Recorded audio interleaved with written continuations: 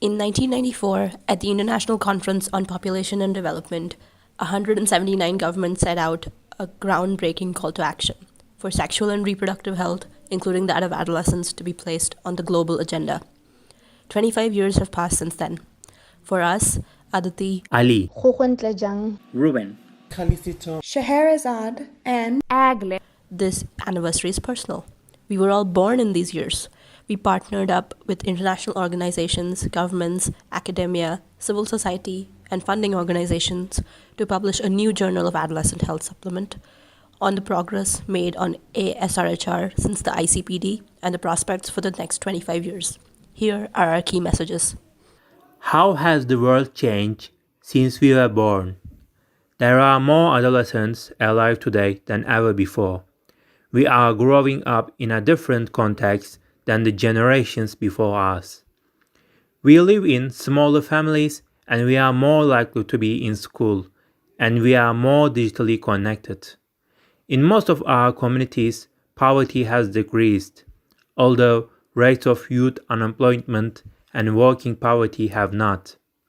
Sadly, we are disproportionately affected by humanitarian crises and emergencies, and we are already facing the dramatic consequences of climate crisis. How has our SRHR changed in the last 25 years?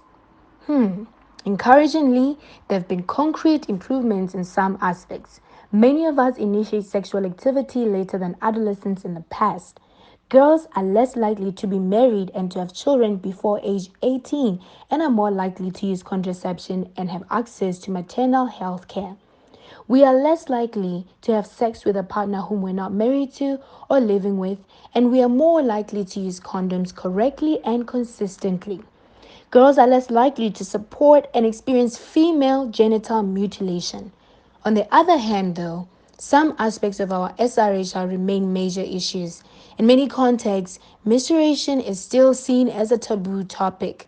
Although HIV incidence has slowly declined, deaths due to HIV have not. Levels of STIs and intimate partner violence are high and growing. For example, 120 million girls under age 20 have experienced sexual violence. Finally, we still lack good data on unsafe abortion and the morbidity and mortality resulting from it. how have the political, research, programmatic, and social responses to adolescent sexual and reproductive health and rights evolved over the last 25 years? Some aspects of our SRHR are higher on health and development agendas than ever before, and they have received steadily growing financial investment. There is also increased data and evidence which has made it possible to develop adolescent-specific guidelines and standards. A small but growing number of countries around the world have used these guidelines and standards to create and implement enabling legal and policy environments for adolescent sexual and reproductive health and rights and strong government-led programs. Civil society and grassroots social movements, especially those led by young people, have been influential in pressing for action and accountability. Finally, there has been growing recognition that new opportunities such as advances in technology and the press for universal health coverage can be leveraged to improve our sexual and reproductive health and rights. However, there are still many barriers to adolescent sexual and reproductive health and rights. These include legal barriers such as requirement for consent from a parental or spouse to access services, social barriers such as stigma and having sex before marriage and the pressure to prove our fertility after marriage, and the service delivery barriers such as the cost and poor quality and health worker bias. Underpinning these issues are entrenched to gender inequality. Additionally, many of us still have difficulties to acknowledge us as a sexual being and view our sexuality as a problem or something to be controlled. This is especially true for those of us who are LGBTIQNIA and those of us who are with disabilities. there are only 10 years left to achieve the 2030 Sustainable Development Goals agenda. To contribute to this and fulfill the unfinished agenda of the ICPD, what actions are needed? Looking forward, efforts to improve adolescent sexual and reproductive health and rights must build on the progress and lessons learned over the last 25 years to scale up what has worked. At the same time, stakeholders must move beyond more of the same and business as usual to achieve the things that we know are important but have failed to turn into action.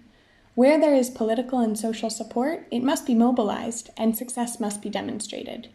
Meanwhile, where strong support does not exist, the case for action must be made through acceptable entry points.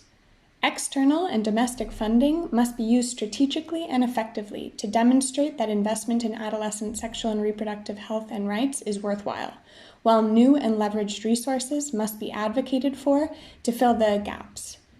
Efforts to communicate and apply enabling laws and policies must be stepped up, and changes must be made where harmful restrictions, contradictions, and loopholes still exist.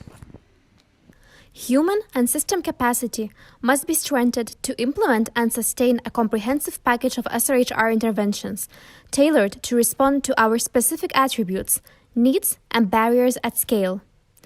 This package must be integrated within the health system and coordinated with other sectors, such as education. The quality, equity, and effectiveness of these interventions must be proactively tracked using real-time disaggregated data, and good governance must be promoted. Last, but certainly not least, adolescents and young people must have a place at the table in order to actively and meaningfully participate in the decision-making that affects our lives. We are not merely beneficiaries. We are equal partners with knowledge and expertise critical to ensuring the appropriateness, effectiveness, and sustainability of action on ASRHR.